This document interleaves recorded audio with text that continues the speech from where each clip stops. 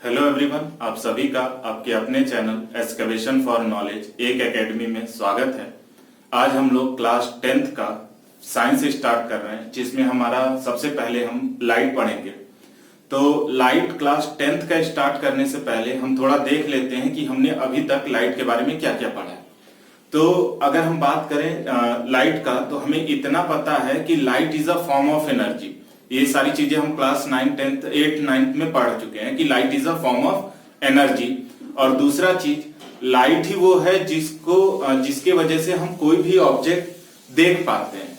मतलब अगर किसी से भी रैंडमली पूछा जाए कि लाइट से क्या समझते, तो वो यही बोलेगा, अरे यार लाइट वो है जिसकी वजह से हम कोई चीज देख पाते हैं।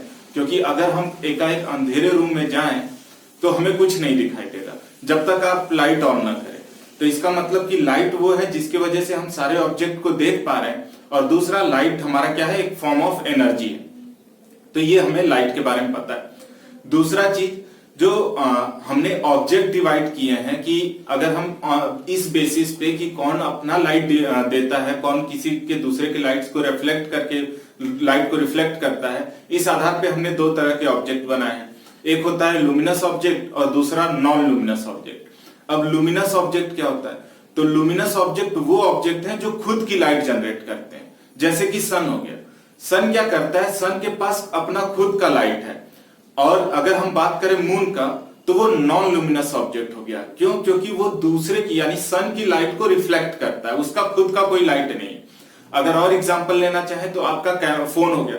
फोन में जो कैमरा होता है, अगर आप फ्लैश यूज करके कोई फोटो ले रहे हैं, तो उसमें क्या है, आपके कैमरे का लाइट यूज हो रहा है। लेकिन अगर आपने फ्लैश ऑफ करके कोई फोटो लिया, तो वो सराउंडिंग की लाइट को यूज कर रहा है, वो ऑब्जेक्ट सराउंडिंग की लाइट को रिफ्लेक्ट करके दे रहा है, या फिर उसमें आपका कैमरे का लाइट यूज नहीं हो रहा है, तो वो हो गया नॉन लुमिनस ऑब्जेक्ट। ठीक है। अगर और एग्जांपल लें तो सन हो गया, फायर हो गया, बल्ब हो गया, ये सारे लुमिनस ऑब्जेक्ट में आते हैं। नॉन लुमिनस में मून हो गया, सारी चीजें जो जिनका खुद का लाइट जनरेट नहीं कर रहे हैं, वो हो गया नॉन लुमिनस ऑब्जेक्ट। फिर हमने क्या पढ़ा है? फिर हमने देखा है कि अगर कोई ऑब्जेक्ट ले रहे हैं, वो अपने थ्रू कितना लाइट पास कर रहा है, इसके आधार पे हमने तीन तरह का डिवाइड किया है। देखिए, इससे पहले डिवीजन था वो इस आधार पे था कि कोई ऑब्जेक्ट लाइट अपना प्रोड्यूस कर रहा है या दूसरे की लाइट को यूज कर रहा है। इसमें हम ये देखेंगे कि जो कोई भी ऑब्जेक्ट अपने थ्रू लाइट कितना पास कर रहा है, इसके आधार पे हमने डिवाइड किया है। तो इस आधार पे हमने तीन तरह के ऑब्जेक्ट देखे हैं। पहला है आपका ट्रांसपेरेंट, दूसरा ट्रांसलूसेंट और तीसरा ओपेक। ट्रांसपेरेंट ऑब्जेक्ट वो ऑब्जेक्ट होते हैं जो अपने थ्रू लाइट को पूरी तरह पास होने देते हैं। जैसे कि आपने बड़े बड़े मॉल्स में देखा होगा, पूरी ग्लास की शीट लगी होती है बड़ी बड़ी, जिसमें ऐसा लगता है कि वहां कुछ भी नहीं है। इवन कई बार आपने मूवी में या आपके साथ भी एक्सपीरियंस हुआ होगा कि आप जाते रहो और आप लड़ जाते हो कि अरे, आपको समझ में नहीं आता कि सामने मिरर है। देखिए, कोई भी ऑब्जेक्ट हमें कब दिखाई देता है? जब उससे लाइट रिफ्लेक्ट होके हमारे पास आए, तभी हमें लगेगा कि हाँ यहां कुछ है। अगर यहां पे लाइट रिफ्लेक्ट ही नहीं हो रही, पूरी की पूरी लाइट पास कर दे रहा है, तो हमें पता क्या चलेगा कि यहां पे कुछ है। जैसे कि आपका एटमॉस्फेयर में एयर पार्टिकल है, स्मोक है, सारी चीजें, लेकिन हमें दिखाई नहीं देता। क्यों? क्योंकि वो लाइट को रिफ्लेक्ट नहीं कर रहा है, कुछ भी नहीं, वो अपने थ्रू लाइट को पास कर दे रहे हैं, तो इसलिए हमें दिखाई नहीं देता। इसी तरह अगर ग्लास था, तो ग्लास अपने थ्रू पूरी तरह लाइट को पास होने दिया, जिसके वजह से अगर हम ग्लास को मान लीजिए देख रहे हैं, तो क्या होगा, यहाँ पे ग्लास रखा है, लेकिन हम मतलब लाइट पूरी तरह पास हो जा रही है, इससे लड़ के लाइट वापस आ नहीं रही है, तो हमें समझ में नहीं आ रहा है कि यहाँ कुछ है, और हमें लगता नहीं यहाँ पे कुछ नहीं है। ठीक है। ट्रांसलूसेंट ऑब्जेक्ट वो ऑब्जेक्ट होते हैं जो पार्शियली लाइट को पास होने देते हैं। जैसे कि आपने विंडो ग्लास देखे होंगे और कई जगह घर में लगे होते हैं, या फिर पानी रहता है, तो ये सारे ट्रांसलूसेंट है ना। इसमें विंडो ग्लास में ये होता है कि अगर आप देख रहे हैं बाहर की तरफ, तो उसमें क्या होता है, आपको समझ में तो आता है कोई है, लेकिन धुंधला लगता है कि हाँ, हम अगर कोई बंदा खड़ा रहेगा तो हम देख लेंगे कि कोई है, लेकिन कौन है इतना नहीं समझ में आता, थोड़ा पार्शियली वो पास होने देता है, तो वो हो गया ट्रांसलूसेंट। और ओपेक ऑब्जेक्ट क्या होते हैं? ओपेक ऑब्जेक्ट वो होते हैं जो अपने थ्रू लाइट को बिल्कुल ही पास नहीं होने देते, वो हो गए हमारे ओपेक ऑब्जेक्ट। जैसे कि आपका दीवार हो गया, दीवार से आपका लाइट पास नहीं होता है, तो अगर ये दीवार से लाइट पास नहीं हो रहा है, हम उस पार नहीं देख पा रहे हैं, तो वो हमारा ओपेक हो गया। ये ग्रीन बोर्ड हो गया, ग्रीन बोर्ड के पीछे क्या आपको नहीं दिखाई दे रहा है, तो ये हो गया ओपेक ऑब्जेक्ट। फिर आपने ये भी पढ़ा है कि हमें कोई ऑब्जेक्ट विजिबल क्यों होता है, मतलब अलग अलग कलर क्यों दिखाई देते हैं। जैसे कि अगर मैं इस टी शर्ट की बात करूं तो ये ब्लैक कलर है ना, ये ग्रीन कलर है, तो आखिर आपको अलग अलग कलर क्यों दिखाई दे रहा है? तो इसका रीजन होता है कि देखिए कोई भी ऑब्जेक्ट जब होता है, अगर इस पे लाइट पड़ती है तो इस ऑब्जेक्ट की खासियत होती है या तो वो लाइट को मतलब कुछ पोर्शन वो लाइट के रिफ्लेक्ट करे और कुछ को एब्जॉर्ब करे। जिस लाइट को वो एब्जॉर्ब कर लेता है वो लाइट हमें नहीं, मतलब वो कलर हमें नहीं दिखाई देता। आपको तो ये पता होगा कि लाइट 7 कलर से बना हुआ है विबग्योर। तो क्या होगा जब लाइट इस पे आती है तो लाइट क्या होता है, इस पे पड़ेगी, अब ये जिस कलर को ये रिफ्लेक्ट करेगा वही कलर हमें दिखाई देगा। अगर ये 7 के सातों कलर को रिफ्लेक्ट कर दे रहा है तो हमें दिखाई देगा व्हाइट कलर, है ना। अगर मान लीजिए ये कॉम्बिनेशन, अगर सातों कलर को अगर आप कंबाइन कर दो तो हमें व्हाइट कलर दिखाई देता है। ये एक्सपेरिमेंट आपने किया होगा क्लास 8 में या उससे पहले, कि हम क्या करते थे, कार्डबोर्ड को इस सर्कुलर कट करते थे और उसे 7 भाग में डिवाइड कर देते थे। ओके,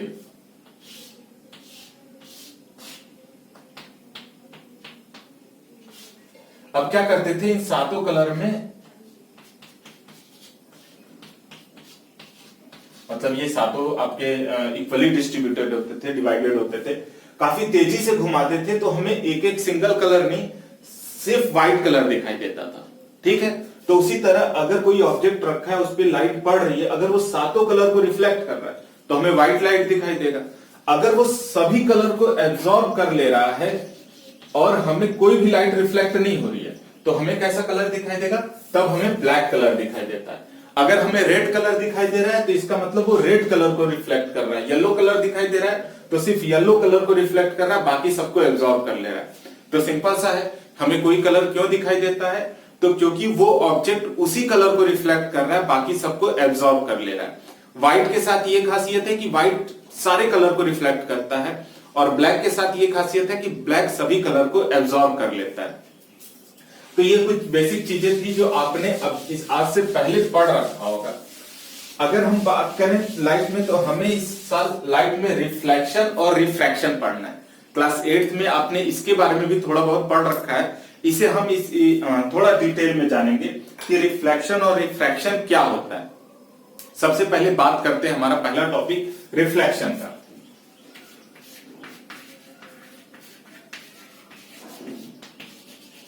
तो रिफ्लेक्शन क्या होता है? रिफ्लेक्शन फिनोमेना होता है बैक बाउंस करना लाइट का। मतलब कि अगर हमारा ये कोई सरफेस है, इस सरफेस पे कोई लाइट पड़ा और वापस आ गया, बैक बाउंस कर गया उसी तरफ, उस मीडियम में, तो इसे हम कहते हैं, इस फिनोमेना को कहते हैं रिफ्लेक्शन ऑफ लाइट।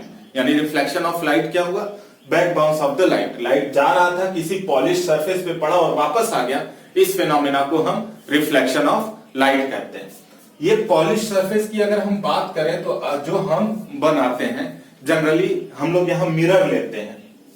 ठीक है, तो मिरर की क्या खासियत है ऐसी कि वो हमारा हम मिरर में ऐसा क्या है कि वो लाइट को रिफ्लेक्ट कर रहा है। तो देखिए मिरर में हम क्या यूज करते हैं, मिरर के साथ खासियत ये है कि मिरर में हम सिल्वर एलिमेंट का यूज करते हैं। कई बार ये क्वेश्चन आता है कि आखिर मिरर में क्या चीजें होती हैं या मिरर में सिल्वर एलिमेंट की हम क्यों यूज करते हैं, तो इसे भी पहले देख लेते फिर हम आगे आएंगे। तो देखिए अगर हमें जब मिरर बनाना होता है पॉलिश सरफेस, हालांकि पॉलिश सरफेस कैसा भी हो सकता है, आप अगर पानी भी देखें, मतलब रोड पे पानी पड़ा हुआ है या तो भी आपको, या वाटर है तो आपको लाइट थोड़ा रिफ्लेक्ट करता है। ठीक है, तो पॉलिश सरफेस आपका कैसा भी हो सकता है, लेकिन जनरली हम लोग जो आगे यूज करेंगे हमारे पर्पस के लिए हम लोग मिरर यूज करेंगे। तो मिरर में ही ऐसा क्या खासियत है हम ये जानने की कोशिश कर रहे हैं। और मिरर को इतना खास कौन सा एलिमेंट बनाता है ये, तो हम लोग मिरर में क्या यूज करते हैं, मिरर के लिए हम लोग लेते हैं एक विंडो, मतलब ग्लास स्लैब, ग्लास जो कि पूरी तरह ट्रांसपेरेंट है, इसके पीछे हम सिल्वर एलिमेंट की कोटिंग कर देते हैं। अब क्वेश्चन आता है कि सिल्वर एलिमेंट की ही कोटिंग क्यों करते हैं, हमारे पास तो बहुत सारे एलिमेंट हैं, सिल्वर के साथ ऐसा क्या खासियत है।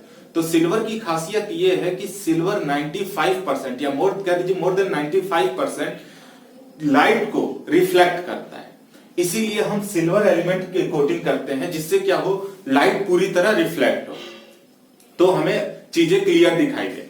अगर आप किसी और कलर किसी और एलिमेंट से पॉलिश करते हैं तो हो सकता है वो लाइट को रिफ्लेक्ट करेगा, लेकिन उतना रिफ्लेक्ट नहीं करेगा।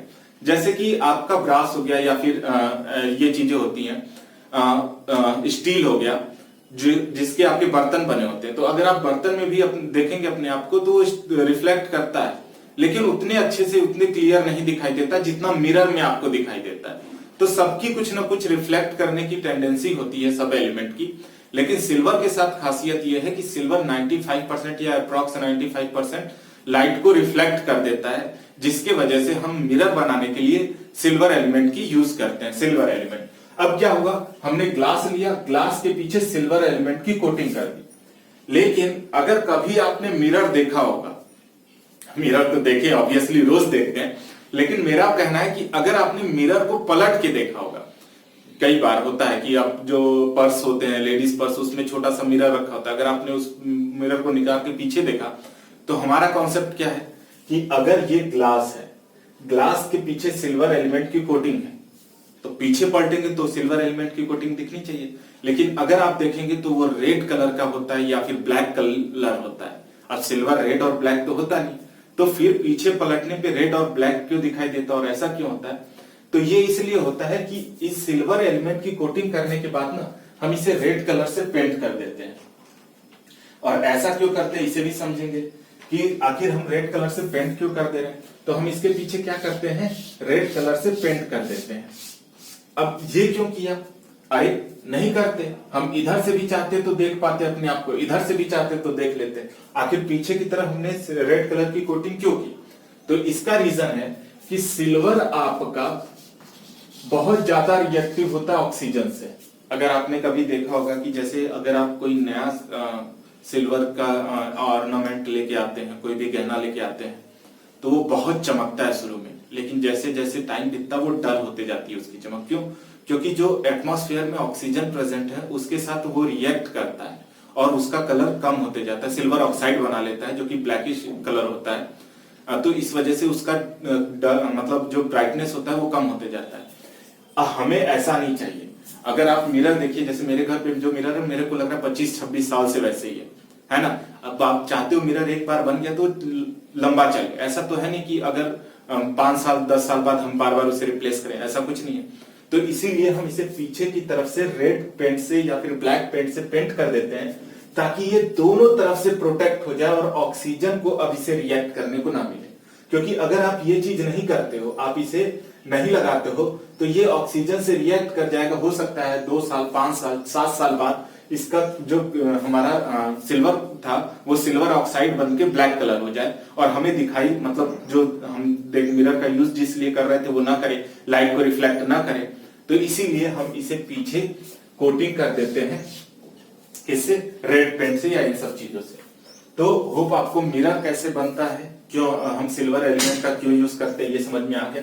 अब हम आते हैं अपने फिर ओरिजिनल चीज पे कि जो हमारा लाइट है, लाइट में हमने क्या कहा, लाइट होता है रिफ्लेक्शन ऑफ लाइट में हमने क्या कहा, रिफ्लेक्शन ऑफ लाइट है कि अगर कोई लाइट जा रही है और मिरर से पड़ने के बाद वो रिफ्लेक्ट हो जा रही है तो इसे हम रिफ्लेक्शन ऑफ लाइट कहते हैं। इसमें कुछ टर्म हम देते हैं, ये हमारा इंसिडेंट रे है,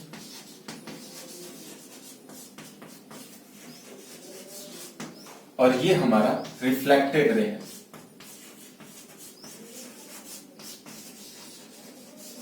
ये तो हमारा सरफेस था।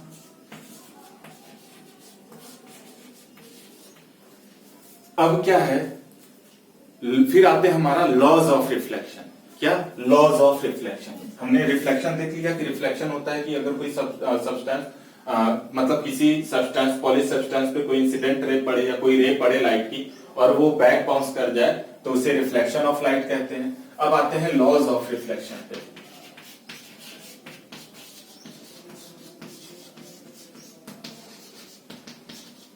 अगर हम बात करते हैं लॉज ऑफ रिफ्लेक्शन की, तो लॉज ऑफ रिफ्लेक्शन ये कहता है, पहला कि एंगल ऑफ इंसिडेंट बराबर एंगल ऑफ रिफ्लेक्शन। तो पहले हम ये जानते हैं कि एंगल इंसिडेंट क्या है, एंगल रिफ्लेक्शन क्या है, किधर है।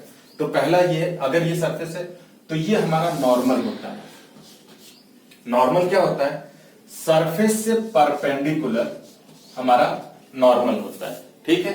इन चीजों को बहुत ध्यान से देखिएगा क्योंकि ये बहुत छोटी छोटी चीजें हैं, लेकिन आगे इन्हीं सब चीजों से बड़े प्रॉब्लम सॉल्व होंगे, तो इसे बहुत ध्यान से समझिएगा।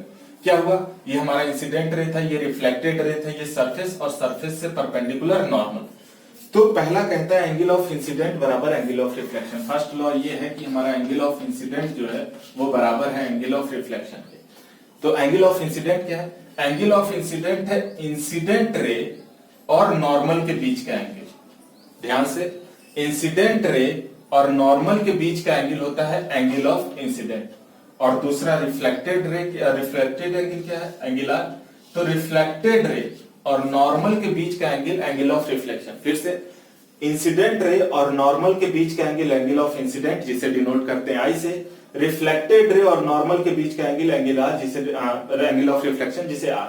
पहला लॉ कहता है कि एंगल ऑफ इंसिडेंट बराबर होगा एंगल ऑफ रिफ्लेक्शन के, ठीक हो गया। दूसरा लॉ कहता है कि incident ray, reflected ray, normal lie on the same plane. अब इसका क्या मतलब है कि incident ray, reflected ray, normal तीनों सेम प्लेन पे लाई कर रहे हैं, तो इसे समझते हैं। देखिए क्या है, जैसे अगर हमारा ये सरफेस है ना, इधर से कोई इंसिडेंट रे आ रहा है ऐसे, ठीक है, ऐसे आया और ऐसे रिफ्लेक्ट हो रहा है, तो हम कह रहे हैं ये हमारा सरफेस है, इसके ऊपर ये हमारा इंसिडेंट रे, रिफ्लेक्टेड रे, अभी हम नॉर्मल को नहीं लगा रहे हैं, और ये हमारा ऐसे सरफेस था, ठीक है। समझ में आ रहा होगा कि ये हमारा ऐसे सरफेस है और इस पे ये इंसिडेंट रे और ये रिफ्लेक्टेड रे। हम कैट को इधर कर दे रहे हैं, मतलब इधर से रे जा रही है और इधर जा रही है, ठीक है। तो हमारा कहना है कि incident ray, reflected ray, normal तीनों सेम प्लेन पे लाई करेंगे। इसका क्या मतलब है, मतलब ये है कि जैसे कि अगर आप इंसिडेंट रे और रिफ्लेक्टेड रे ले रहे हैं तो इसे कट करते हुए एक प्लेन बनेगा, इसे कट करते हुए क्या बनेगा, प्लेन। जैसे होता है ना कि आप चाकू लीजिए और इन दोनों से कट कीजिए शार्प, तो एक प्लेन बनेगा, है ना। तो ये जो प्लेन है इसी प्लेन पे नॉर्मल भी लाई करेगा, यानी तीनों सेम प्लेन पे लाई करते हैं, यही नॉर्मल भी इसी प्लेन पे लाई करेगा, ठीक है। इसमें एंगल ऑफ इंसिडेंट बराबर एंगल ऑफ रिफ्लेक्शन। अगर मैं ये कहूं कि देखिए, अब इस केस को अगर मैं लूं, नॉर्मल थोड़ा आपकी तरफ बाहर की तरफ कर दूं, इस केस में भी एंगल ऑफ इंसिडेंट, नॉर्मल और इंसिडेंट के बीच एंगल ऑफ इंसिडेंट और एंगल ऑफ रिफ्लेक्शन इक्वल है, ठीक। लेकिन ये सेकंड लॉ को फॉलो नहीं कर रहा है, तीनों सेम प्लेन में नहीं। अगर मैं इन दोनों को कट करते हुए एक प्लेन बनाऊं तो नॉर्मल इससे बाहर चला जा रहा है, तो यही कहता है incident ray, reflected ray, normal तीनों सेम प्लेन में लाई करते हैं। मतलब अगर आप इन तीनों रेस को काटते हुए बनाओ या एक प्लेन बनाओ तो तीनों ही सेम प्लेन पे आएंगे, ना कि कोई एक बाहर आएगा या ये ऐसे टेढ़ा हो गया या कोई इंसिडेंट टेढ़ा हो गया, ऐसा कुछ नहीं है। Incident ray, reflected ray, normal तीनों ही सेम प्लेन पे लाई करते हैं, ठीक है। इतना समझ में आ गया। तो ये हमारा, हमें ये समझ में आ गया कि रिफ्लेक्शन क्या होता है। रिफ्लेक्शन होता है back bounce off the light. हमारे लॉज ऑफ रिफ्लेक्शन समझ में आ गया कि लॉज ऑफ रिफ्लेक्शन क्या होता है। लॉज ऑफ रिफ्लेक्शन में दो लॉज हैं, पहला एंगल ऑफ इंसिडेंट बराबर एंगल ऑफ रिफ्लेक्शन, और दूसरा इंसिडेंट रे, रिफ्लेक्टेड रे और नॉर्मल तीनों सेम प्लेन पे लाई करेंगे, ठीक है। इतना होगा आपको समझ में आ गया होगा। आगे आते हैं, रिफ्लेक्शन के आधार पे हमारे पास, फिर हमने मिरर देख ही लिया है कि मिरर क्या होता है। तो हमारे पास दो तरह के मिरर होते हैं, प्लेन मिरर और कर्व मिरर। मिरर तो हम बता चुके हैं कैसे बनाते हैं, है ना। जो पॉलिश सरफेस लेते हैं उसमें हम मिरर लेते हैं, मिरर में हम सिल्वर कलर की, सिल्वर एलिमेंट की कोटिंग करते हैं, सिल्वर की क्यों कोटिंग करते हैं, ये सारी चीजें हो गई। अब हम जानते हैं कि हमारे पास कितने तरह के मिरर हैं। तो अगर हम मिरर की बात कर रहे हैं तो बेसिकली हमारे पास दो तरह के मिरर होते हैं। एक हो गया प्लेन मिरर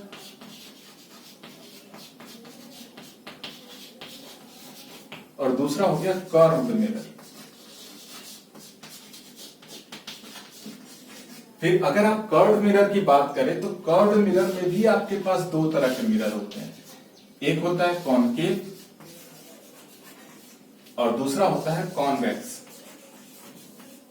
ठीक है। फिर से ध्यान दीजिए, हमने बात की मिरर, मिरर में हमारे पास दो तरह के mirror, plane mirror, curved mirror.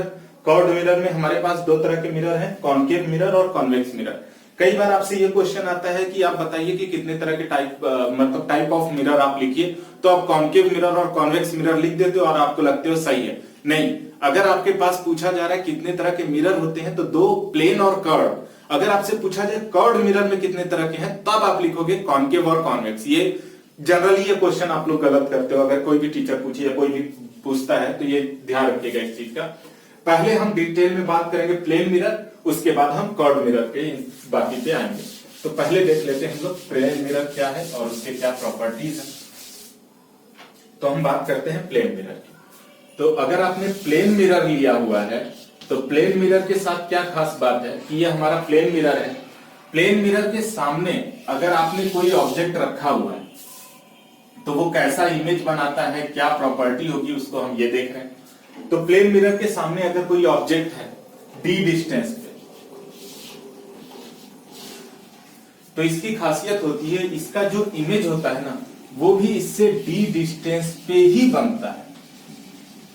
ठीक है, मतलब ये हमारा प्लेन मिरर है, प्लेन मिरर के सामने हमने d डिस्टेंस पे एक ऑब्जेक्ट रखा है, तो उससे d डिस्टेंस इमेज पे ही, मतलब सॉरी d डिस्टेंस पे ही इमेज बनेगा। अब इमेज का नेचर कैसा होगा, तो इमेज का नेचर होता है वर्चुअल, इरेक्ट, सेम साइज। तो वर्चुअल जानने से पहले, मतलब इस नेचर को पढ़ने से पहले हम ये जान लेते हैं कि हमारे लिए रियल और वर्चुअल का मतलब क्या है, उसके बाद में हम प्रॉपर्टी लिख पाएंगे। तो देखिए रियल क्या होता है, वर्चुअल क्या होता है। रियल ऑब्जेक्ट वो होते हैं जिसको हम स्क्रीन पे उतार सके, और वर्चुअल जिसे उतार नहीं सकते। समझ लेंगे, जैसे हमने एक प्लेन मिरर ले लिया, ठीक है, हमें यहाँ प्लेन मिरर है, हम अपने आप को प्लेन मिरर में देखने के लिए कोई पर्दे का यूज नहीं करते हैं, है ना। प्लेन मिरर के पीछे हमें अपना ऑब्जेक्ट दिखाई देता है, ठीक है। तो वो वर्चुअल इमेज हो गया कि, और रियल हो गया जिसको हमें स्क्रीन पे उतारना पड़े। जैसे कि हम इसे लेंस से थोड़ा समझा रहे हैं, आप रिलेट कर पाओगे। अगर आपने कभी लेंस से वो कागज जलाने वाला काम तो सबने किया है यार, बचपन से हम लोग कर रहे हैं, वो चीज तो किया होगा सभी ने, कि एक लेंस ले ले कॉन्वेक्स और नीचे आप कागज रख के उसे जलाइए, है ना। तो उस फिनोमिना में हम क्या करते हैं, हम करते हैं कि हम सन का इमेज उस कागज पे बनाते हैं। अगर आप ऊपर नीचे करेंगे तो जो स्पॉट है वो बड़ा छोटा होता है। तो क्या करते हैं हम लोग, लेंस लिए, लेंस को वहां नीचे कागज रख के ऊपर नीचे करके हम क्या करते हैं, सन का इमेज बनाते हैं। तो यहाँ पे सन का, अगर जब हम लेंस रह रहे हैं तो लेंस पे सन का इमेज बनाने के लिए हमें पेपर चाहिए कि नहीं। तो अगर किसी पेपर पे या स्क्रीन पे हमें इमेज बनाना हो तो वो हो गया रियल इमेज। और जो हमें अपीयर, वर्चुअल मतलब हमें लगे, जैसे कि अगर आप मिरर ले लीजिए तो मिरर के पीछे लगता है कि आपका इमेज बन रहा है। मिरर के पीछे कुछ आप लेके पर्दा तो जाते नहीं हो कि नहीं हम 10 मीटर पे खड़े हैं तो पीछे कोई पर्दा 10 मीटर पे लेके जा रहा है तब आपको दिखाई दे रहा है, ऐसा कुछ नहीं है। लेकिन अगर आप सन वाले इस केस में देख रहे थे तो इस केस में अगर आप सिर्फ लेंस ले लिए और देखो उसका इमेज कहीं बन रहा, नहीं दिखाई देगा। जब तक आप कागज ना लगाओ तब तक आपको वो स्पॉट दिखाई नहीं देगा, या फिर ग्राउंड पे वो दिखेगा। उसके लिए आपको कोई ना कोई स्क्रीन चाहिए, नहीं तो आपको इमेज नहीं दिखाई देगा। तो ये होता है रियल और वर्चुअल का केस। रियल इमेज में आपको ऑब्जेक्ट दिखाई देता है, मतलब दिखाई देता है, ऑब्जेक्ट तो दिखाई देगा किसी भी केस में। लेकिन रियल के केस में क्या है, रियल के केस में आपको स्क्रीन लगाना पड़ता है, और वर्चुअल के केस में ऐसा कुछ नहीं है। वर्चुअल के केस में जैसे आप मिरर में देखते हो, प्लेन मिरर में आप अपने आप को विजुलाइज कर, मतलब ये मिरर है, आपका वर्चुअल इमेज उधर बन रहा है, रियल इमेज नहीं, क्योंकि आप वहां कोई स्क्रीन नहीं लगा रहे। तो ये अंतर है रियल और वर्चुअल में। तो हमने ये पहले देखा कि अगर आपने ऑब्जेक्ट मिरर के सामने, प्लेन मिरर के सामने ऑब्जेक्ट रखा है d डिस्टेंस पे, तो इमेज भी d डिस्टेंस पे बनेगा। इमेज का अगर हम नेचर की बात किए थे तो नेचर क्या था, पहला वर्चुअल, दूसरा इरेक्ट होगा कि इन्वर्टेड, मतलब देख इरेक्ट मतलब सीधा, इन्वर्टेड मतलब उल्टा। इरेक्ट मतलब सर ऊपर पैर नीचे, इन्वर्टेड मतलब पैर ऊपर सर नीचे, ठीक है। तो अगर आप प्लेन मिरर में अपने आप को रोज देखते ही हो, तो अगर प्लेन मिरर में हमें क्या होता है, जैसे हम होते हैं वैसे ही दिखता है, इरेक्ट, ठीक है। तो प्लेन मिरर में हमारा कैसा होता है, नेचर हमारा क्या हुआ, वर्चुअल हुआ, इरेक्ट हुआ। साइज की बात करें, साइज हमारा लार्ज होता है, स्मॉल होता है, सेम साइज। तो साइज भी सेम होता है, मतलब जितने बड़े आप होते हो इमेज में उतना ही बड़ा दिखाई देगा। तो हमारा वर्चुअल होता है, इरेक्ट होता है, सेम साइज होता है। इसमें एक और खासियत होती है, लैटरली इन्वर्टेड होता है। अब इस वर्ड को समझते हैं कि भाई लैटरली इन्वर्टेड क्या होता है। हमने इन्वर्टेड तो अभी देखा ना, तो लैटरली इन्वर्टेड क्या, तो देखिए लैटरली इन्वर्टेड हुआ कि ये हमारा वर्टिकल इन्वर्जन है, कि कैप ऊपर वो बिना कैप के नीचे है। तो अगर ये इरेक्ट है तो इन्वर्टेड हो गया ये चीज, कि कैप नीचे हो गया और ये ऊपर। लैटरली इन्वर्टेड हमारा लैटरल होता है, वर्टिकल मतलब सर और पैर, ये पोर्शन है ना, ये पोर्शन पूरा उलट दिया जाए। लेटरल मतलब ये हाथ, ये जो हॉरिजेंटल होता है ना, ये लेटरल होता है। मतलब ये अगर वर्टिकल है तो ये लेटरल है।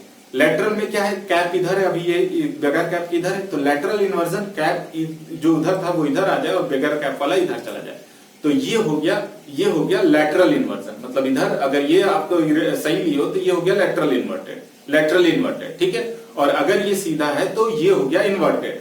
वर्टिकली इन्वर्टेड कर सकते हैं कि वर्टिकल इन्वर्जन हो रहा है, लेकिन वर्टिकल हम लगाते नहीं, इन्वर्जन मतलब हम यही समझ लेते हैं कि जस्ट उल्टा, ठीक है। तो वर्टिकल लेटरली इन्वर्टेड क्या होगा, हॉरिजेंटल में जो इन्वर्जन हो, जो उलट हो, उसे हम कहते हैं लेटरल इन्वर्टेड, ठीक है।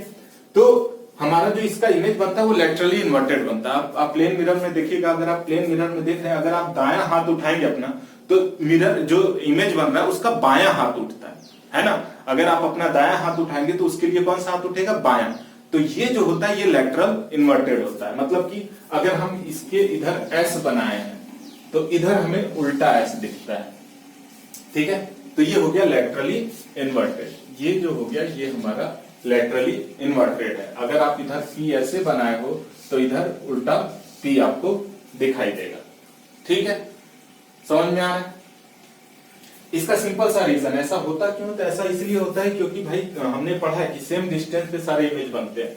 तो इस पी को अगर आप ध्यान दीजिए तो ये पॉइंट आगे है, तो इसका अगर ये एक्स पॉइंट डिस्टेंस पे है तो इसका पी वाला पोर्शन भी एक्स, तो ये आगे बनेगा। ये लाइन पीछे है वाई डिस्टेंस पे, तो ये वाली लाइन भी पीछे बनेगी, तो वाई डिस्टेंस पे। तो ये जैसे प्रोजेक्ट होता है इसका उल्टा प्रोजेक्ट होता है यहाँ पे, क्योंकि हमारा क्या है, पहला ही रूल है कि सेम डिस्टेंस पे बनता है। तो प्लेन मिरर के साथ अगर हम देखें प्लेन मिरर के साथ इमेज कैसा बनता है, तो प्लेन मिरर का हमने देखा कि प्लेन मिरर से जो हमारा इमेज बन रहा है वो पहला क्या है, सेम डिस्टेंस पे बन रहा है। दूसरा सेम शेप सेम साइज का बनता है। ओके, मैंने ये लिखना भूल गया। दूसरा होता है सेम शेप, हाँ बताया था, सेम शेप सेम साइज का बनता है, सेम डिस्टेंस पे बनता है, लैटरली इन्वर्टेड होता है और इरेक्ट होता है। ये इसके सारे नेचर होते हैं, ठीक है। इसका यूज क्या होता है, तो इसका यूज तो आप जानते ही हो कि घर में हम लोग जितने भी मिरर होते हैं वो सारा आपका प्लेन मिरर होता है, तो ये इसका यूज हो गया। अब इसके ऊपर एक क्वेश्चन बता दे रहा हूं जो जनरली आपसे पूछा जाता है, जो रिलेटिव मोशन को रिलेट करके मतलब यूज करके इस पे क्वेश्चन आता है। तो वो क्या क्वेश्चन होता है, वो क्वेश्चन ऐसा होता है कि अगर आपने कोई प्लेन मिरर लिया और कोई इधर से कोई बंदा है जो कि, या आप ले लीजिए 2 मीटर पर सेकंड से दौड़ रहा है, ठीक है। ध्यान से समझिएगा, इसको हम ए से डिनोट कर रहे हैं। ये कोई बंदा बैठा हुआ है, इसको हम डिनोट कर रहे हैं बी से, ठीक है। अब ये क्या कर रहा है, ये 2 मीटर पर सेकंड से दौड़ रहा है, तो इसको अपना इमेज कितनी तेजी से आते हुए दिखाई देगा, फर्स्ट। और सेकंड क्वेश्चन, बी को ये इमेज कितनी तेजी से आते हुए दिखाई देगा। और समझने के लिए हम क्या देते हैं कि ये हमारा इमेज जो जिस स्पीड से दौड़ रहा है इसको हम सी ले लेते हैं। हालांकि ये ए का ही इमेज है तो इसे ए डैश ले लेते हैं कि ये ए डैश ए का इमेज है, ये ए कितनी तेजी से आ रहा है ए के रेस्पेक्ट में और बी के रेस्पेक्ट में, ठीक है। पॉज करके इसे सोचिए कि क्या आंसर होगा, ठीक है। ओके, आपने सोच ही लिया होगा। अब मैं इसे समझाता हूं। ए के रेस्पेक्ट में इसका अगर हम velocity of A dash with respect to A, यानी ए के रेस्पेक्ट में देखें वेलोसिटी, तो ये आता है 4 मीटर पर सेकेंड। और अगर वेलोसिटी ए डैश का हम देख रहे हैं किसके रेस्पेक्ट में, बी, तो ये आता है 2 मीटर पर सेकेंड। अब देखिए क्यों। रिलेटिव वेलोसिटी का कॉन्सेप्ट यही होता है, जैसे कि आप इसे थोड़ा सा रिलेटिव वेलोसिटी समझ लेते हैं कि जैसे कि अगर आप बाइक से जा रहे हैं और आपके साथ भी कोई बंदा बाइक से साथ साथ चल रहा है ना, या साइकिल से, जैसे हम लोग स्कूल में साइकिलिंग करते थे तो पैरेलल चलने की आदत होती है ना, कि जैसे हम चल रहे तो हमारा दोस्त भी बगल में चलता है। तो इस केस में क्या है, जितनी स्पीड से आप चल रहे हो उतनी स्पीड से वो चल रहा है, आप दोनों लोग मोशन में हो। लेकिन अगर आप बगल में देखोगे तो आपको लगेगा ये रेस्ट में, इसे आप देखोगे तो लगेगा रेस्ट में।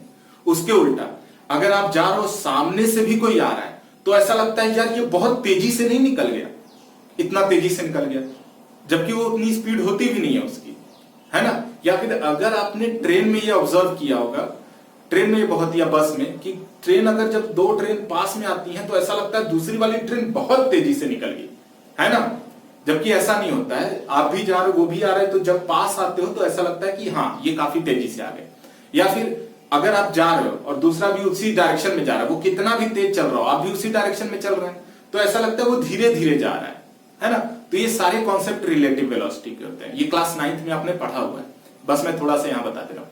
तो रिलेटिव वेलोसिटी के केस में आप क्या करते हो, आप अपने वेलोसिटी को जीरो रखते हो जहां पे भी आप हो।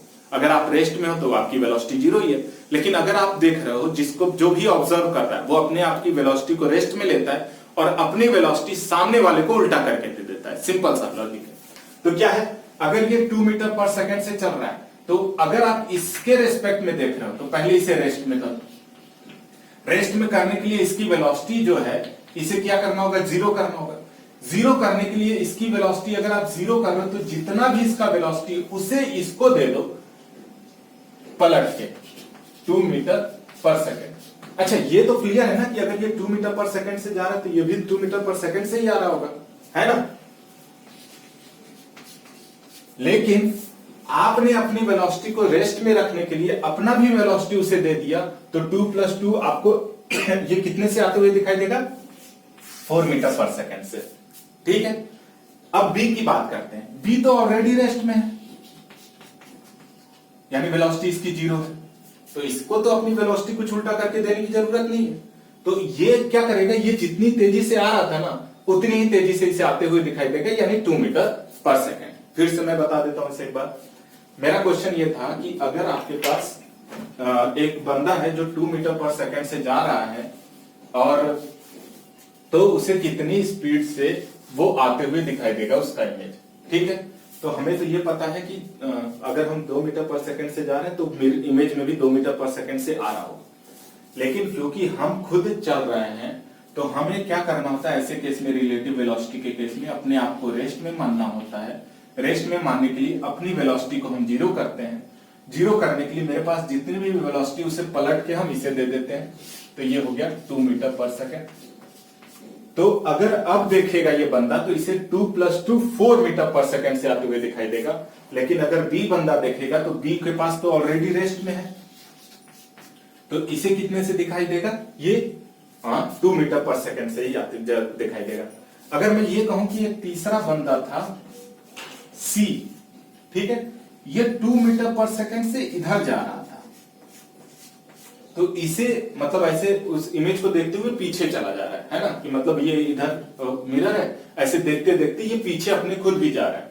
तो इस केस में सी की वेलोसिटी ऑफ, मतलब velocity of A dash with respect to C कितना हो जाएगा, तो हमने कहा कि जितना भी, मतलब ये मैं यहां बना दे रहा हूं, ये हमारा सी है जो कि 2 मीटर पर सेकंड से इधर जा रहा है। तो हम ये जानना चाह रहे हैं कि ये सी के रेस्पेक्ट में उसकी वेलोसिटी कितनी होगी। तो सी का देखिए इधर वेलोसिटी है 2 मीटर पर सेकंड, इसको हम वही केस करेंगे, रेस्ट में लेंगे, तो इसका जितना भी 2 मीटर पर सेकंड है उल्टा करके हम इसको दे दे रहे हैं। अगर हम उल्टा करके इसको देंगे तो क्या होगा, उल्टा करके 2 मीटर पर सेकंड इसे ऐसे दे दीजिए, सी के रेस्पेक्ट में हम बात कर रहे हैं, तो ये दोनों आपस में कैंसिल आउट हो जाएंगे और सी के रेस्पेक्ट में velocity of A dash with respect to C ये क्या हो जाएगा, 0। तो ये एक क्वेश्चन आपका जनरली बन जाता है इससे, रिलेटिव मोशन को, कॉन्सेप्ट को यूज करते हुए। तो बोर्ड में कभी कभार पूछ लेता है ऐसे क्वेश्चन, या छोटे मोटे कॉम्पिटिटिव एग्जाम में भी पूछ सकता है। तो ये हो गया हमारा। अब आते हैं हमारा सेकंड टाइप। सेकंड है हमारा कर्व्ड मिरर। सेकंड है हमारा कर्व्ड मिरर, इसे ध्यान से समझिएगा। कर्व्ड मिरर में हमारे कॉन्केव और कॉन्वेक्स दो है। तो पहले देख लेते हैं कि कॉन्केव मिरर, कॉन्वेक्स मिरर बनाते कैसे हैं और उसके बेसिक पॉइंट्स को देख लेते हैं। ठीक है, तो हमारा पहला है कि कर्व्ड मिरर बनाने के लिए हमें एक स्फीयर चाहिए। ठीक है, इस स्फीयर को अगर हमने कट करके अंदर की तरफ पॉलिश कर दिया तो ये मिलेगा हमें कॉन्वेक्स। ध्यान दीजिएगा, हमने क्या किया, इधर मिरर लिया, मतलब स्फीयर को कट किया, स्फीयर को कट करके अंदर की तरफ पॉलिश किया है, तो हमें मिला है कॉन्वेक्स। अच्छा, ये तो समझ ही रहे हैं कि जिस साइड हम पॉलिश करते हैं उस साइड फिर पेंट लगा देते हैं, तो उधर तो हम देख नहीं सकते, मतलब हम अगर चाहें कि हम इधर खड़े होकर अपने आप को देखें तो पॉसिबल नहीं है। मिरर के उल्टे साइड से आप अपने आप को नहीं देख सकते, क्योंकि हम पहले ही बता चुके हैं कि उधर रेड पेंट से पेंट कर देते हैं तो उधर से आपको दिखाई नहीं देगा। जिस साइड पेंट किया उसके सामने वाले साइड से ही आप देख सकते हो। तो हम जब भी रे भेजेंगे मिरर इसके इस साइड से भेजेंगे, रे इधर के साइड से नहीं भेजेंगे। अभी ये आगे आएगा तो ये चीज मैं क्या बोल रहा हूँ इसे और अच्छे से क्लियर से समझ में आएगा। फिलहाल कॉन्केव और कॉन्वेक्स समझ लीजिए कि अगर इस मतलब अंदर पॉलिश किया तो कॉन्केव और सॉरी कॉन्वेक्स, और इसे कट करके आपने बाहर के साइड से पॉलिश कर दिया तो ये हो गया कॉन्केव। ठीक है, अब याद करने का तरीका कि कैसे कॉन्केव कॉन्वेक्स याद रखें। तो देखिए इसमें है वर्ड केव। केव मतलब होता है गुफा। तो अगर आप ध्यान दीजिए तो इसमें क्या होगा, लाइट इधर से तो आ नहीं सकती, जिधर पेंट है उसके अपोजिट नहीं आती। जब भी लाइट आएगी इस सामने से आएगी। अगर लाइट सामने से आ रही है तो सामने से आते वक्त इसको ये गुफानुमा लगेगा, केव टाइप, है ना। तो इसीलिए इसको हम कहते हैं कॉनकेव। ठीक है, कॉनकेव में मैंने क्या बताया कि जिधर आप लाइट सामने से अगर आ रही है तो इसको ये कैसा लगेगा, गुफानुमा। अगर ये केव टाइप लग रहा है तो ये हो गया इसका कॉनकेव। और कॉनकेव का जस्ट अपोजिट कॉन्वेक्स, इसके अपोजिट ऐसे है तो ये हो गया हमारा कॉन्वेक्स। इधर से रेज आ रही है, इसको गुफानुमा नहीं लगेगा तो ये हो गया कॉन्वेक्स। अब कॉनकेव और कॉन्वेक्स में हमारे 7 पॉइंट होते हैं, बेसिक टर्म जिसे हम डिफाइन करते हैं। तो बारी बारी सबको डिफाइन करते हैं। ये इतना तो समझ में आ गया होगा कि कैसे कौन सा मिरर कॉनकेव है, कौन सा कॉन्वेक्स, किधर से कट करते हैं किधर से। तो हमारे पास 2 तरह के मिरर, कर्व में कॉनकेव कॉन्वेक्स। अब हम पहले बात करते हैं कॉनकेव के लिए।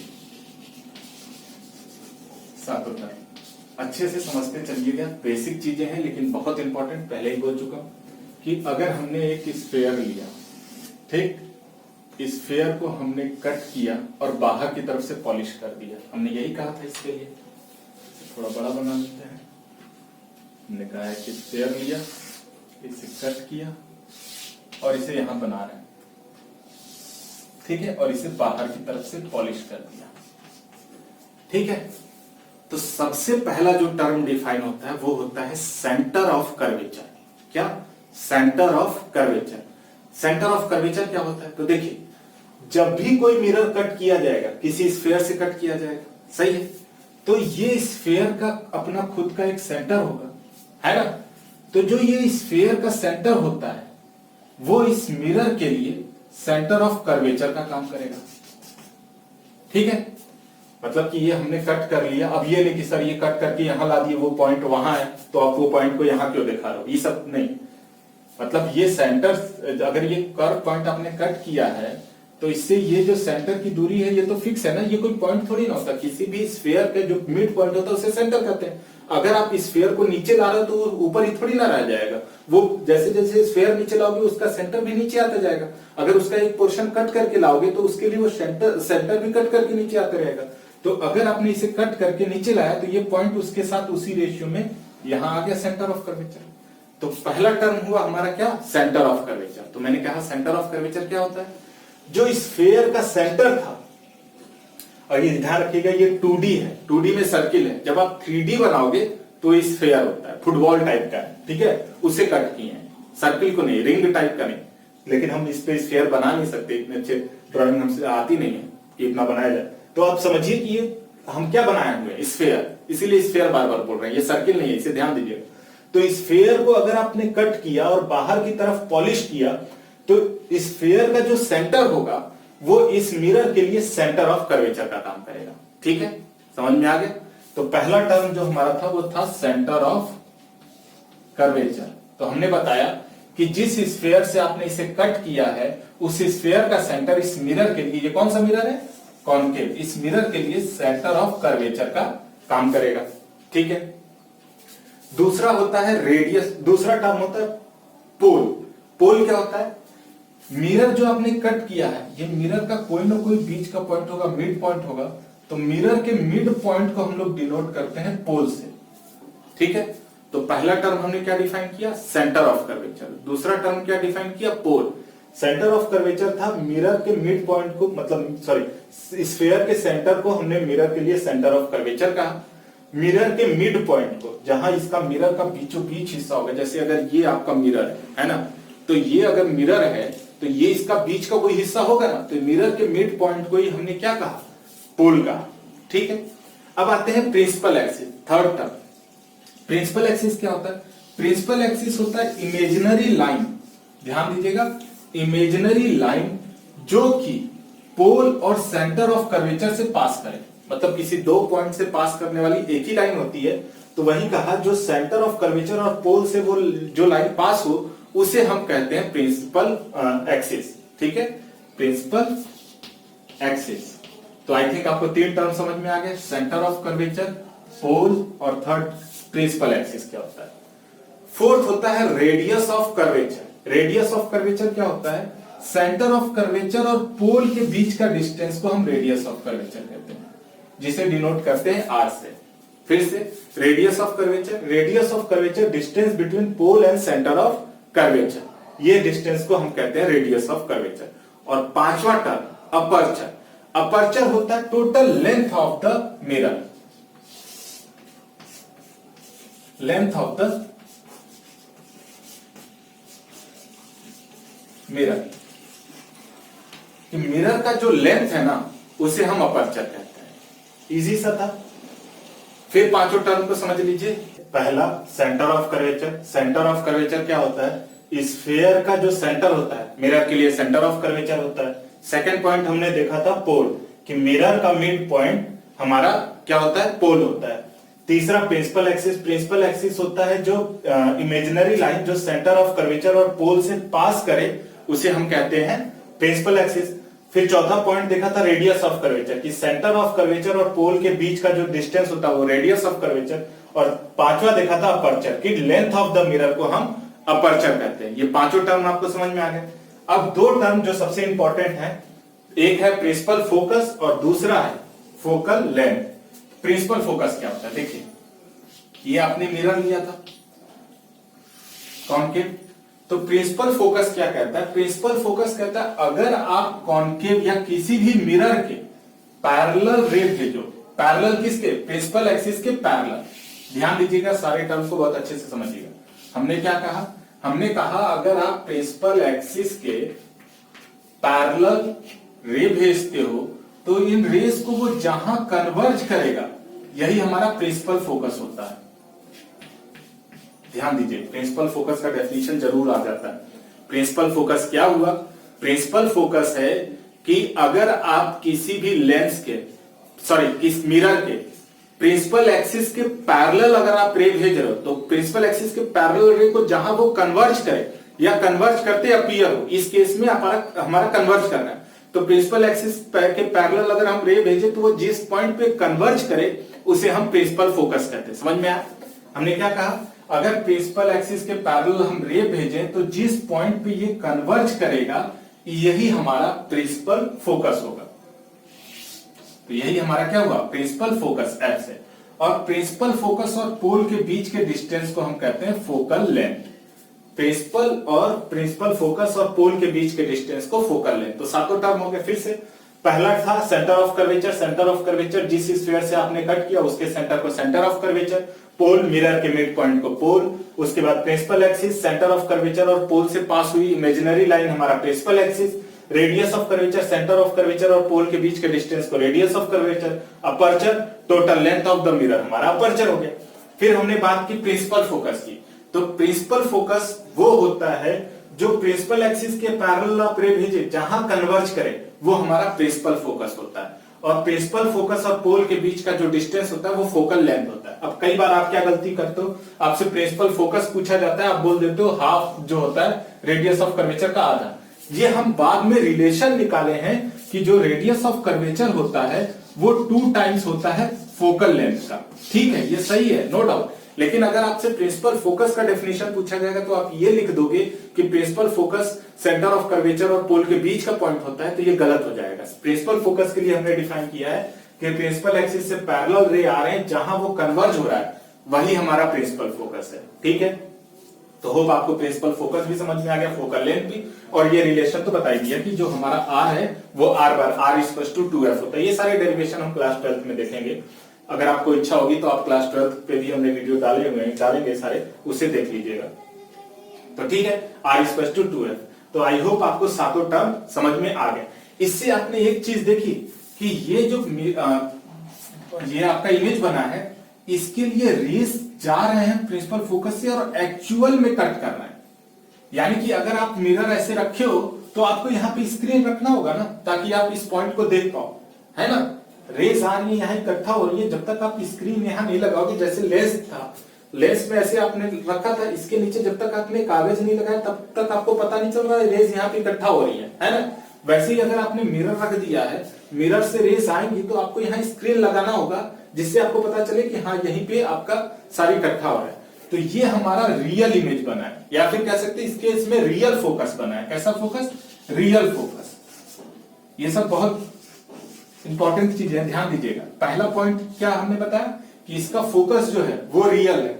दूसरा, ये मिरर कैसा है, ये रेस को कन्वर्ज कर रहा है कि डाइवर्ज, तो ये मिरर है कन्वर्जिंग मिरर।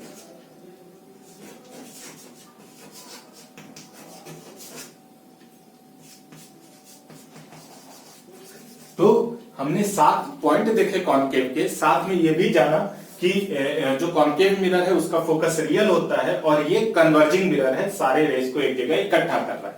ठीक है, आगे बढ़ते हैं। अब आते हैं कॉन्वेक्स के साथ।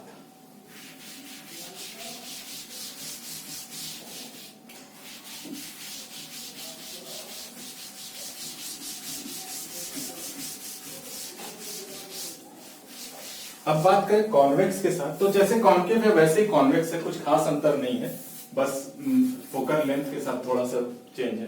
तो हम बात कर रहे हैं कॉन्वेक्स। कॉन्वेक्स मिरर के केस में हम क्या करते बताए हैं कि हम क्या करते हैं, स्फेयर लेते हैं, इसे कट करते हैं, है ना, और कट करके हमने अगर अंदर की साइड से पॉलिश कर दिया तो ये हमारा हो जाएगा कॉन्वेक्स। ठीक, अब देखिए कॉन्वेक्स के साथ क्या खासियत है। कई बार हम लोग ये गलती करते हैं, हम लोग इसका सेंटर ऑफ कर्वेचर, फोकस, ये सारे चीज लिखने में बहुत गलत करते हैं। तो क्या है, देखिए ये हमारा कट किया है, ये ऐसे हमने पहला टर्म बताया था सेंटर ऑफ कर्वेचर। तो देखिए अगर आप स्फेयर लीजिए तो स्फेयर का सेंटर ऑफ कर्वेचर इधर तो आएगा नहीं, क्योंकि अगर आप इसे स्फेयर पूरा कंप्लीट करोगे तो ये स्फेयर है, इसका सेंटर कहीं यहां आएगा ना। तो स्फेयर, जिस स्फेयर से इसे कट किया, इसका सेंटर इस मिरर के लिए सेंटर ऑफ कर्वेचर का काम करेगा, जैसे पिछली बार था। लेकिन हमें आदत कॉन्केव की इतनी हो जाती है कि हम सेंटर ऑफ कर्वेचर इसके सामने बना देते हैं, जो कि गलत है। तो इस चीजों को ध्यान दीजिएगा, बहुत ज्यादा जरूरी है। दूसरा, सेंटर ऑफ कर्वेचर पोल हो गया मिरर का मिड पॉइंट, प्रिंसिपल एक्सिस जो पोल और सेंटर ऑफ कर्वेचर से पास करे, रेडियस ऑफ कर्वेचर पोल और सेंटर ऑफ कर्वेचर के बीच का distance, radius of curvature, length of the mirror, aperture. Next हम बात करते हैं प्रिंसिपल फोकस की, कि प्रिंसिपल फोकस क्या है। तो प्रिंसिपल फोकस हमने क्या डिफाइन किया था, प्रिंसिपल एक्सिस से पैरेलल रे भेजिए, जहां वो कन्वर्ज करे या कन्वर्ज करते अपीयर हो, वही आपका प्रिंसिपल फोकस होगा। तो आप प्रिंसिपल एक्सिस से पैरेलल रे भेजिए। तो ये जहां पे ये कन्वर्ज होता है या कन्वर्ज होते अपीयर होता है, बेसिकली ये क्या करता है, इस रेस को ये डाइवर्ज कर देता है। आप प्रिंसिपल एक्सिस के पैरेलल रे भेजेंगे तो इसे क्या करेगा, ये डाइवर्ज करेगा, है ना। मतलब हमने ये ऐसे लेंस लगाया है, ऐसे हमारा उभरा हुआ है, हमने इससे प्रिंसिपल एक्सिस से पैरेलल रे भेजे, ये क्या किया, इन सबको डाइवर्ज कर दिया। ठीक है, तो हमें क्या लगेगा, अगर आप सारे रेस को पीछे इकट्ठा करो, अगर हमें जो ये रेस आ रही है वही हमें दिखाई देंगी, जाती हुई रेस तो हमें दिखाई नहीं देंगी। तो ये जो रेस आ रही होंगी, और हमें बेंडिंग उतना नहीं दिखाई देता, तो जो ये रेस आ रही होंगी हमें लग रहा होगा ये अगर हम पीछे ट्रेस करें तो कहीं इस पॉइंट से आ रही होंगी। तो इस केस में क्या हो रहा है, ये फोकस हमें लग रहा है ना कि ये रेस पीछे की तरफ से आ रही है, अपीयर हो रहा है ऐसा। तो ये हमारा प्रिंसिपल फोकस जो हुआ वर्चुअल हुआ। ठीक है, पहले प्रिंसिपल फोकस क्या हुआ, प्रिंसिपल एक्सिस से पैरेलल रे भेजिए, वो जहां कन्वर्ज करे या कन्वर्ज करते अपीयर हो। तो इस केस में कन्वर्ज करते अपीयर होगा, क्योंकि रेस को ये डाइवर्ज करता है ना। कॉन्केव कॉन्वेक्स मिरर जो होता है वो क्या करता है, रेस को डाइवर्ज करता है। तो ये पीछे की तरफ हमें कन्वर्ज करते, मतलब मीट होते अपीयर होगा, तो इसका जो फोकस हुआ वो, और फोकस और पोल के बीच के डिस्टेंस को फोकल लेंथ कहते हैं। तो ये सातों टर्म हो गए। साथ में इसका फोकस जो हुआ वो वर्चुअल हुआ।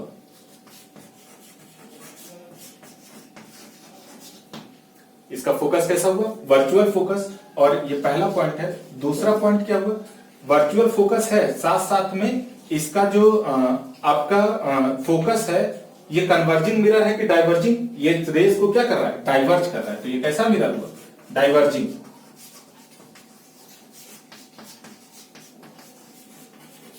तो हमने देखा कि ये जो हमारा मिरर था, एक तो इसका फोकस वर्चुअल बना है और दूसरा ये मिरर कैसा है? Diverging mirror. ठीक है, इतना आपको आई होप समझ में आ गया होगा।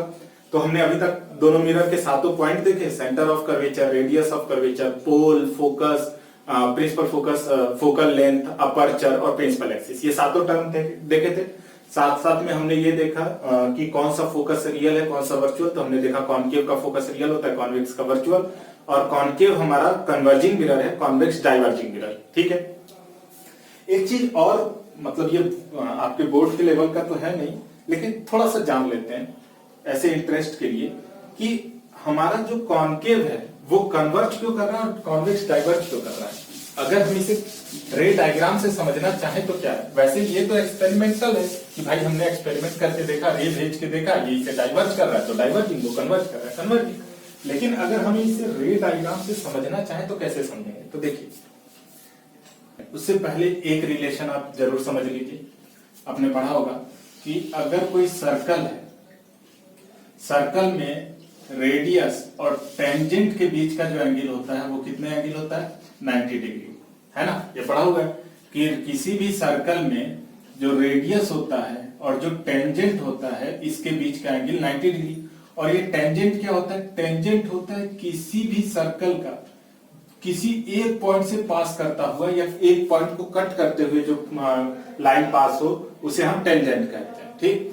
दूसरी चीज, अगर मान लीजिए कोई कर्व्ड सरफेस है ना, तो अगर इस पॉइंट पे हमें जानना है कि इस पॉइंट का डायरेक्शन या इस पॉइंट का सरफेस क्या होगा, तो इसके लिए हम लोग टेंजेंट ड्रॉ करते हैं। ठीक है, जैसे कि मान लीजिए कोई कर्व्ड सरफेस है, अगर कोई रे इस पे पड़ रही है तो ये किधर जाएगी, मतलब इसके लिए अब ये पॉइंट हो गया।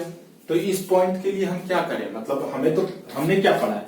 हमने पढ़ा कि अगर कोई स्ट्रेट लाइन, मतलब स्ट्रेट है सरफेस, तो ऐसे इंसिडेंट रे पड़ेगा तो ऐसे रिफ्लेक्ट करेगा। इसके लिए हमें नॉर्मल चाहिए।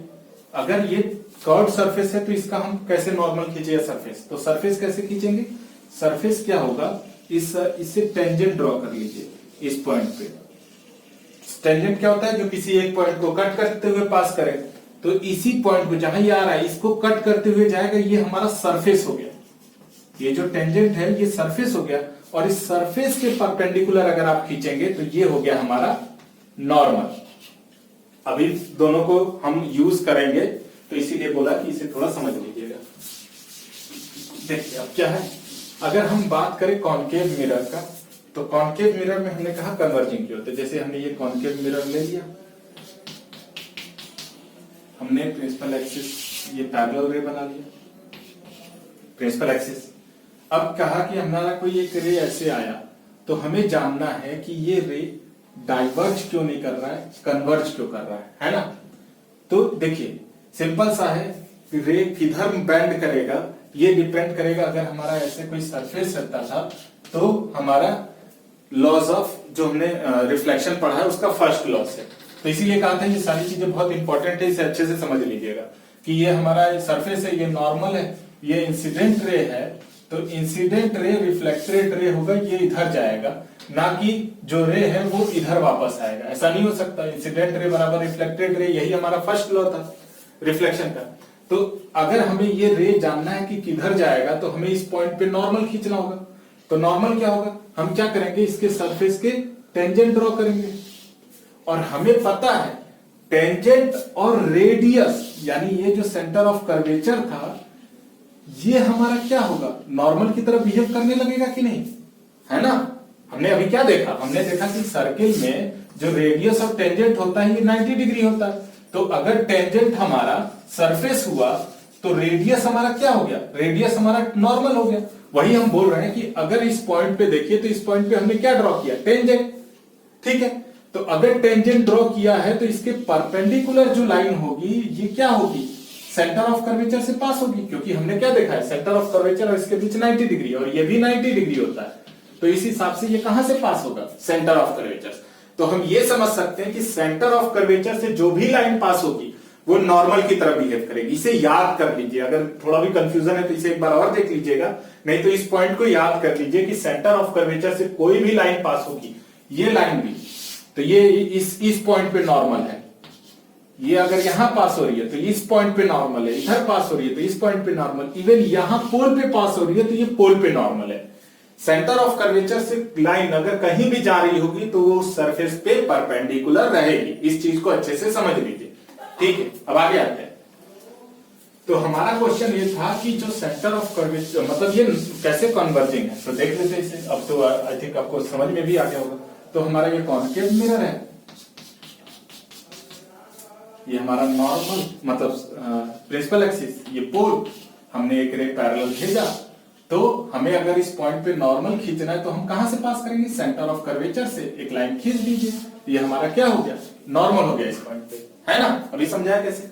अब देखिए ये हमारा अगर इंसिडेंट रे है और ये नॉर्मल है तो जाहिर सी बात है incident ray angle of incident बराबर एंगल ऑफ रिफ्लेक्शन होते हुए ये इधर बेंड करेगा, ठीक। उसी तरह अगर हमने एक नीचे से रे भेज दिया तो नीचे से भी रे क्या होगा, ये हमारा इस नीचे के लिए नॉर्मल हो गया, तो एंगल ऑफ इंसिडेंट बराबर एंगल ऑफ रिफ्लेक्शन करते हुए ये रे ऐसे जाएगा। तो देखिए ये रेस को क्या कर रहा है, पैरेलल रे को एक जगह इकट्ठा कर रहा है कि नहीं, इसीलिए ये कैसा हो गया, कन्वर्जिंग। कैसे होगा, ये पहले लॉ से, पहला लॉ हमने समझा एंगल आई बराबर एंगल आर, उसको यूज करते हुए हमने दिखा दिया कि कॉनकेव मिरर कन्वर्जिंग होता है। सेम कॉन्सेप्ट हम लगा देंगे कॉन्वेक्स मिरर डाइवर्जिंग क्यों होता है, तो इसे भी देख लीजिए। इजी सा आप तो मतलब आप अपने से करना चाहो तो अपने से भी हो जाएगा।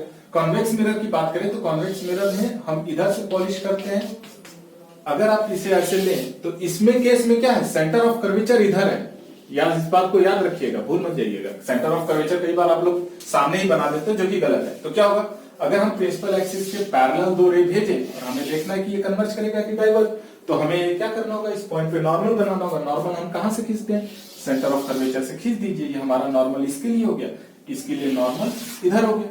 तो अगर ये हमारा एंगल ऑफ इंसिडेंट है तो नॉर्मल एंगल ऑफ रिफ्लेक्शन इधर होगा। तो देखिए ये रेज पैरेलल रे को क्या कर रहा है, डाइवर्ज कर रहा है। अगर हम इसे पीछे की तरफ ट्रेस करें तो जहां पे ये मीट करेगा यही हमारा प्रिंसिपल फोकस हो गया। तो ये रे क्या किया, पैरेलल रे को डाइवर्ज किया, तो ये कैसा लेंस मिरर हो गया, डाइवर्जिंग मिरर। कॉनकेव मिरर कैसा मिरर हुआ, कन्वर्जिंग मिरर। ऐसा क्यों हुआ, ये फर्स्ट लॉ से, ये हमने जो रिफ्लेक्शन का फर्स्ट लॉ पढ़ा है एंगल आई बराबर एंगल आर, उसको यूज करते हुए ये किया हुआ, ठीक है। तो आज के लिए इतना ही। नेक्स्ट क्लास में हम लोग आगे देखेंगे जिसमें हमारा होता है इमेज फॉर्मिंग रे, फिर इमेज फॉर्मेशन, फिर मैग्निफिकेशन, ये सारा कॉन्सेप्ट हम लोग वहां देखेंगे, मिरर फॉर्मूला और ये सारी चीज।